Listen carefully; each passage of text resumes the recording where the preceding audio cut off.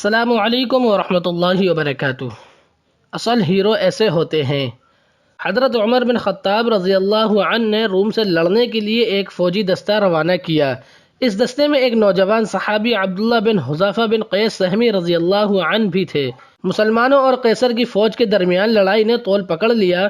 قیصر مسلمانوں کی بہادری اور ثابت قدمی پر حیران ہوا اور حکم دیا کہ مسلمانوں کا کوئی جنگی قیدی ہو تو حاضر کیا جائے۔ عبداللہ بن حذافہ کو لا کر حاضر کیا گیا، جن کے ہاتھوں اور پاؤں میں ہتکڑیاں تھیں۔ قیصر نے ان سے بات چیت شروع کی تو ان کی ذہانت سے حیران رہ گیا۔ دونوں کے درمیان یہ مکالمہ ہوا۔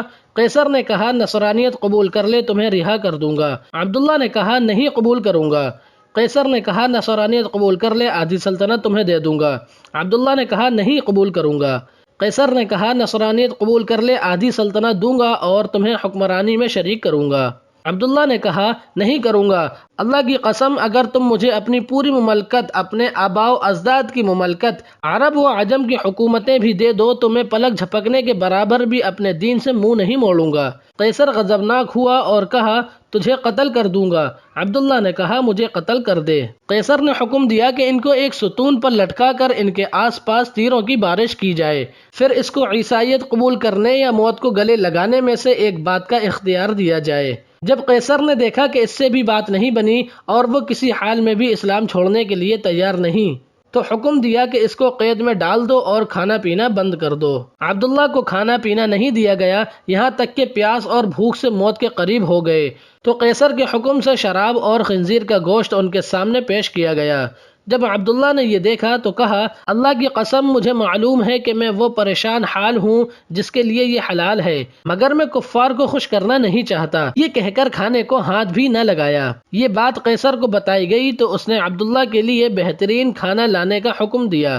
اس کے بعد ایک حسین و جمیل لڑکی کو ان کے پاس بھیجا گیا کہ وہ ان کو چھیڑے اور فحاشی کا مظاہرہ کرے۔ اس لڑکی نے بہت کوشش کی مگر عبداللہ نے اس کی طرف کوئی توجہ نہیں کی اور اللہ کے ذکر میں مشغول رہے۔ جب لڑکی نے یہ دیکھا تو غصے سے باہر چلی آئی اور کہا، تم نے مجھے کیسے آدمی کے پاس بھیجا؟ میں سمجھ نہ سکی کہ وہ انسان ہے یا پتھر۔ اللہ کی قسم اس کو یہ بھی معلوم نہیں ہوا کہ میں مذکر ہوں یا مؤنث۔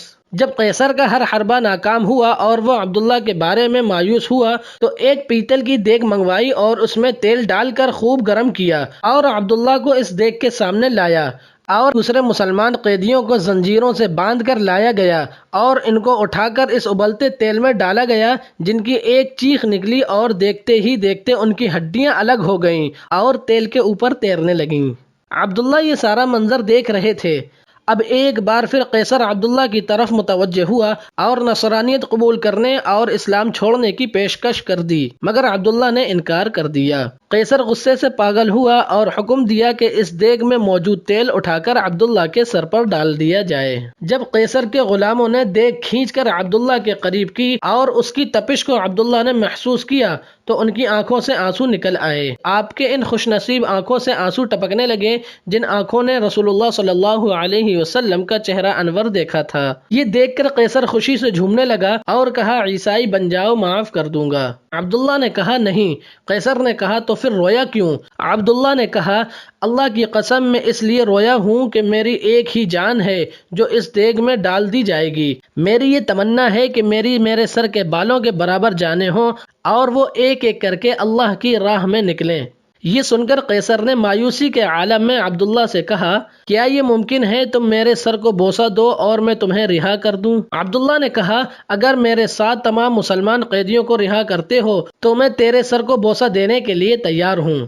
قیصر نے کہا، ٹھیک ہے۔ عبداللہ نے اپنے ساتھ دوسرے مسلمانوں کو رہا کرنے کے لیے ایک کافر کے سر پر بوسہ دیا اور سارے مسلمان رہا کر دیے گئے۔ جب واپس عمر بن خطاب کے پاس پہنچ گئے اور آپ کو واقعہ بتایا گیا تو عمر رضی اللہ عنہ نے کہا، عبداللہ بن حذافہ کے سر کو بوسہ دینا ہر مسلمان پر ان کا حق ہے، اور خود اٹھے اور عبداللہ کے سر کو بوسہ دیا رضی اللہ عنہم۔ ہماری اولادیں یہ تو جانتی ہیں کہ سپر مین، آئرن مین، بیٹ مین یہ ہیرو ہیں جو کہ خیالی ہیں، اور اصل ہیرو کون اور کیسے ہوتے ہیں یہ علم نہیں۔ اللہ تعالیٰ سب کو علم دین سیکھنے اور سکھانے کی توفیق عطا کرے، آمین یا رب العالمین۔